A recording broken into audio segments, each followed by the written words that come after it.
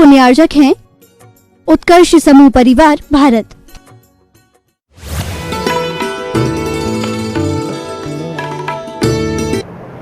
आंध्र प्रदेश वर्धमान स्वामी के शासन में हमसे विराजते और उनकी ये पावन पीयूष देशना हम सभी के लिए परम उपकारी।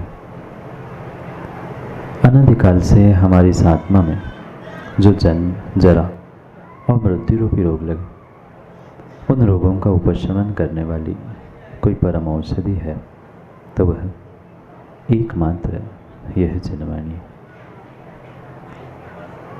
भव्यात्मा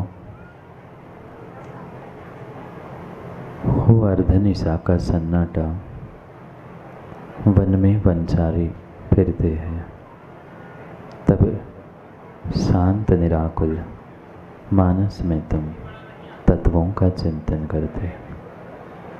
धन्य है वे धरती का देवता, धन्य है वे दिगंबर मुनिराज, जो अर्धनिशा का सन्नाटा हो, जहाँ मध्य रात्रि के समय में तिर्यंचों का गमनागमन हो, पर सभी डर, सभी भीति, सबको छोड़कर अपने आत्म तत्व का निर्णय करते।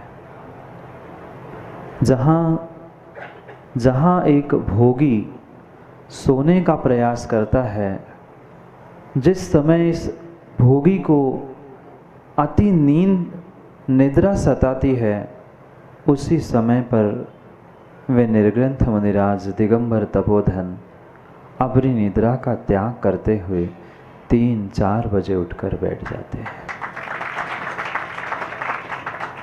मात्र और मात्र इस एकांत को प्राप्त करते हुए अपने एकांत का आनंद लूटने का वो प्रयास करते हैं। कितनी अद्भुत बात है कि ऐसे एकांत समय में अपने एक अंत को प्राप्त करते हुए अनेकांत का निर्णय करने का वे प्रतिपल प्रतिदिन पुरुषार्थ करते हैं। और वे अपना ही निर्णय करते हुए मात्र स्वार्थी नहीं हैं, मात्र स्वार्थ का परिचय नहीं देते, अपितु अपने स्वार्थ के निर्णय के साथ वह परार्थ के लिए भी, परमार्थ के लिए भी समय देते। कितने अनंत उपकार है, कितने अनंत उपकार हैं उन निर्ग्रंथ मुनिराजों के, जिन्होंने अपने तत्वों के निर्णय में से समय निकालकर आप सभी को वह गहन से गहन तत्व प्रदान करने का प्रयास किया। और शायद अनिल जी, ये उन्हीं की महती अनुकंपा है, उन्हीं के ये उपकार है कि आज ये हम सब मिलकर यहाँ जिनवाणी सुनने के लिए बैठे। अगर उन्होंने समय समय पर हमें धर्मोपदेश नहीं दिया होता, समय समय पर भटकती हुए समाज को पुनः मार्ग पर लगाने का प्रयास नहीं किया होता, तो शायद हम पुनः जिनेंद्र भगवान के भक्त बनकर आज इस सभा में जिनवाणी सुनने के लिए नहीं बैठे होते। चाहे उन पापों के विषयों के निमित्त से, धन पैसा कमाने के निमित्त से व्यक्ति अपने धर्म को छोड़कर अन्यत्र पहुंचा, पर ऐसे महान दिगंबर मुनिराज हुए। उन्होंने संकल्प किया, उन्होंने गोधाजी संकल्प किया, जब तक 100 श्रावक पुनः देव शास्त्र गुरु को मानने वाले नहीं होंगे, तब तक मैं भोजन आहार ग्रहण नहीं करूंगा। क्या उपकार है, क्या उपकार है। आज माताओं विश्वास मानो, आज चैन की नींद जो आप घर में ले रहे हो, तीर्थंकर प्रभु के सामने हाथ जोड़कर उनकी पूजा कर रहे हो, उनके मस्तिष्क पर जो कलश ढाल रहे हो, ये मात्र उन दिगंबर मुनिराजों का ही उपकार है। नहीं तो आज समाज भटकती कहाँ पहुँची होती।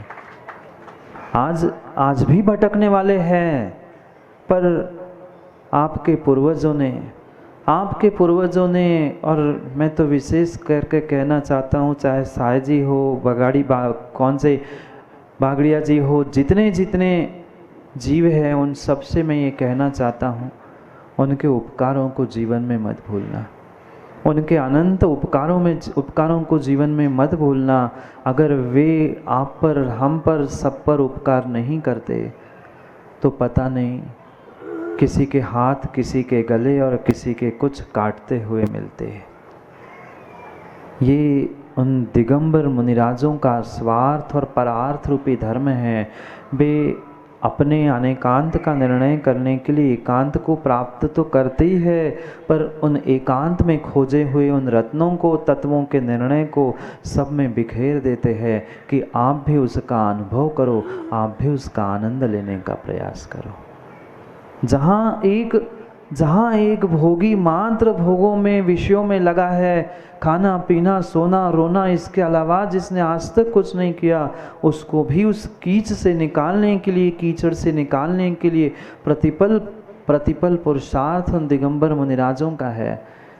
और ऐसे ही उपकारों की श्रृंखला में ये आचार्य भगवंत कुंद स्वामी हुए, जिन्होंने हमारे लिए ऐसे आगम के सूत्र दिए। अगर इस आगम के सूत्रों में से किसी एक सूत्र को भी जीवन में उतार ले तो शायद उसका जीवन अवश्य ही बदल जाए, शायद उसका जीवन अवश्य ही बदल जाए। पर कभी जीव ने बदलने के लिए पुरुषार्थ किया? बोलो हाँ।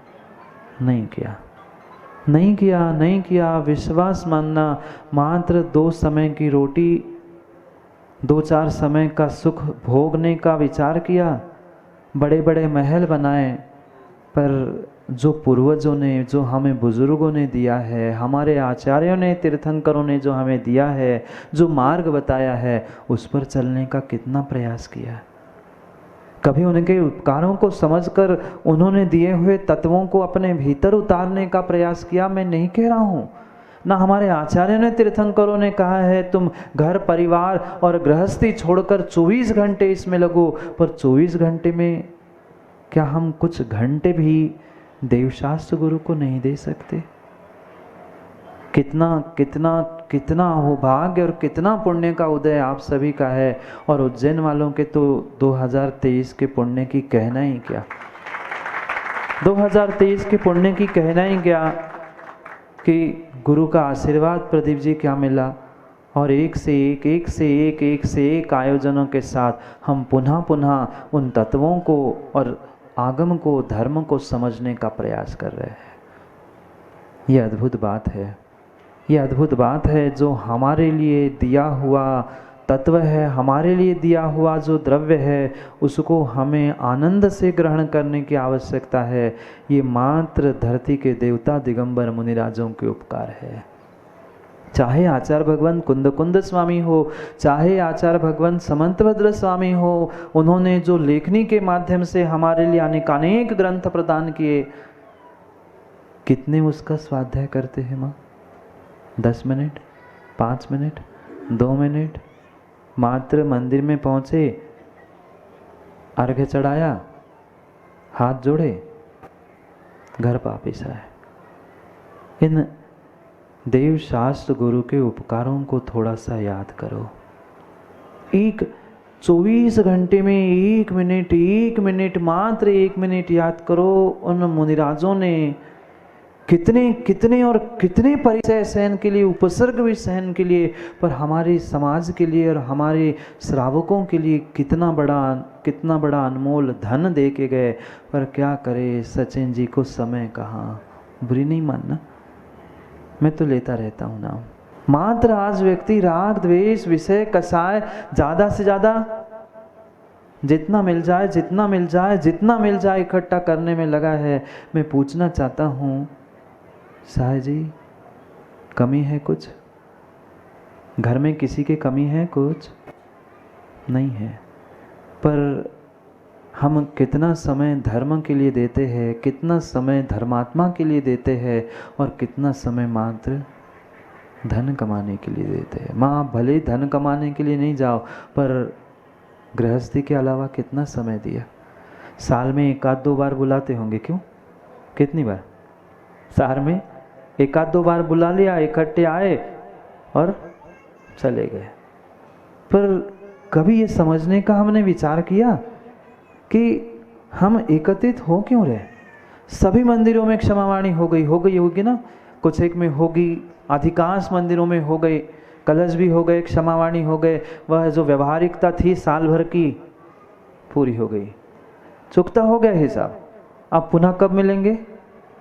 अगली साल, और ज़्यादा लगा तो दिवाली में है ना महाराज, दिवाली में फिर पुनः एकत्रित हो देंगे, खा पी लेंगे, मौज मस्ती कर लेंगे और चले जाएंगे।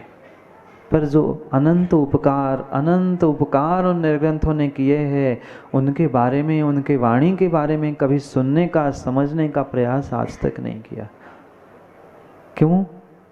क्योंकि शायद कहने वाला भी नहीं मिला, और कभी मिला भी तो हमने निर्णय किया था कि हमें तो समझना है ही नहीं। समझना है नहीं तब तक, जब तक समझना है नहीं है तब तक कभी समझ काम में आने वाली नहीं है। कभी समझ काम में आने वाली नहीं है। जो प्रतिदिन, प्रति पल, प्रति समय तत्वों के निर्णय में जीते हैं, वे उठते हैं सो तत्वों का निर्णय, बैठते हैं सो तत्वों का निर्णय, सोते हैं सो तत्वों का निर्णय। आप जिन रोटी के टुकड़ों को खाते हो ना, जिन रोटी के टुकड़ों को खाते हो ना कमल जी मोदी, वो भी उन्हीं रोटी के टुकड़ों को खाते हैं, पर खाते खाते भी, आहार करते करते भी कर्मों के निर्जरा करते हैं, और आप कर्म का बंध करते हैं। क्यों? क्योंकि तत्वों के निर्णय के साथ वो करते हैं। मैं मात्र एक ग्रास ले रहा हूँ, शरीर को स्वस्थ रखने के लिए, शरीर रूपी मशीन को मैं व्यवस्थित करूँ, मात्र इतना अभिप्राय है, अन्य कुछ नहीं, अन्य कुछ अभिप्राय ही नहीं। और आप किस लिए खाते हैं? आप किस लिए खाते हैं?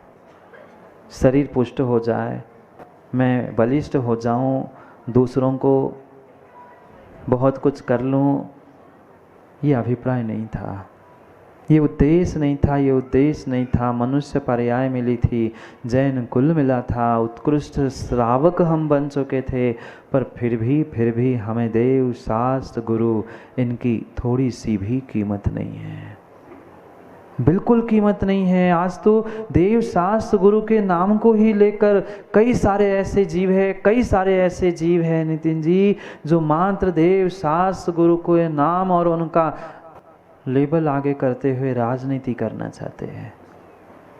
ये राजनीति का स्थान नहीं था।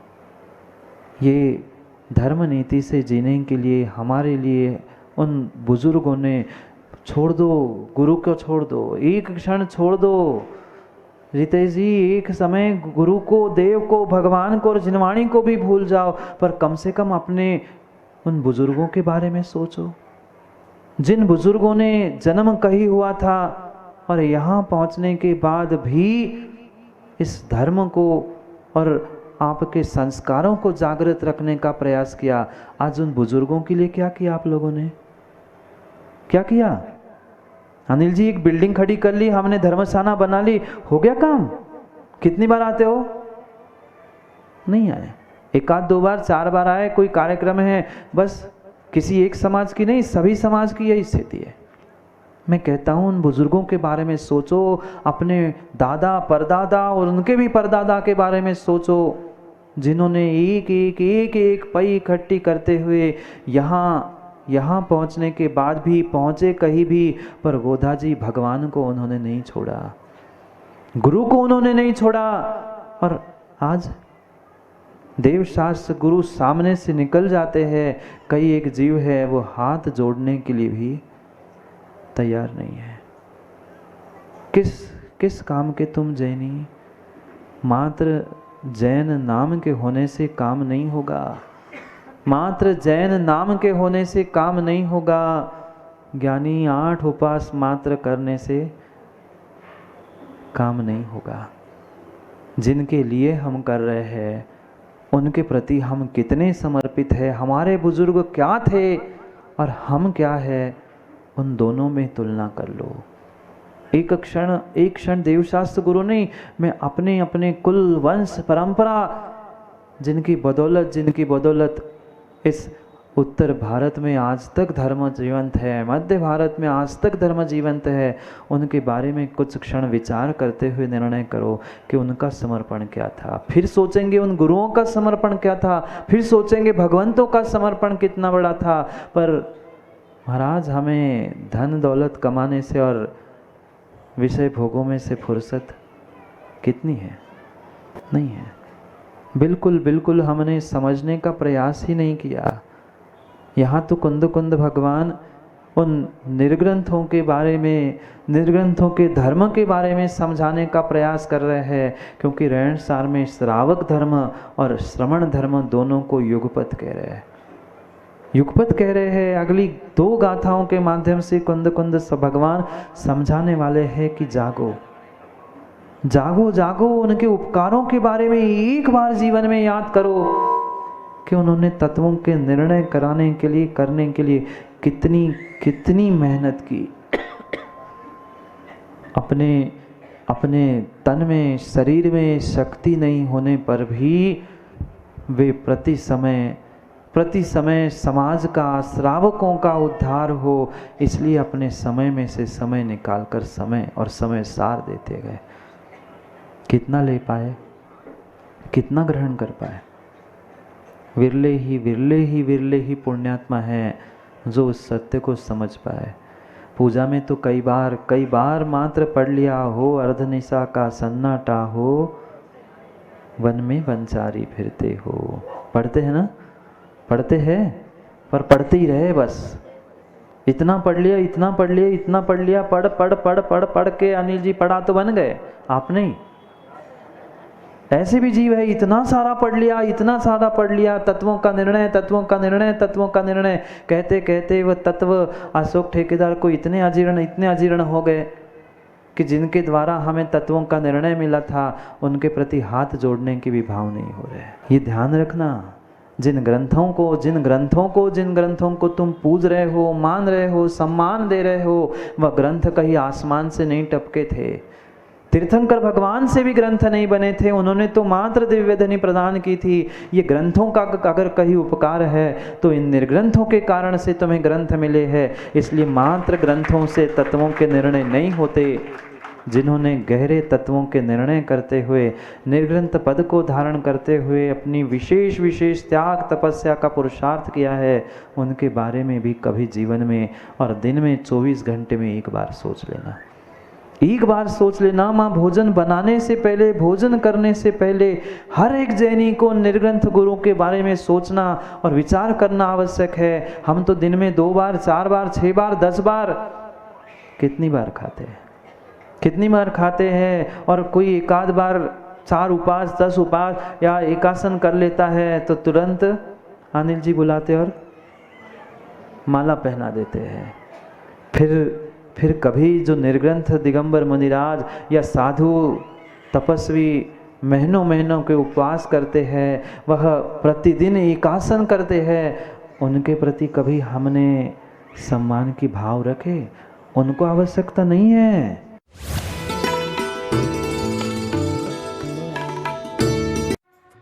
इस कार्यक्रम के पुण्यार्चक थे उत्कर्ष समूह परिवार, भारत।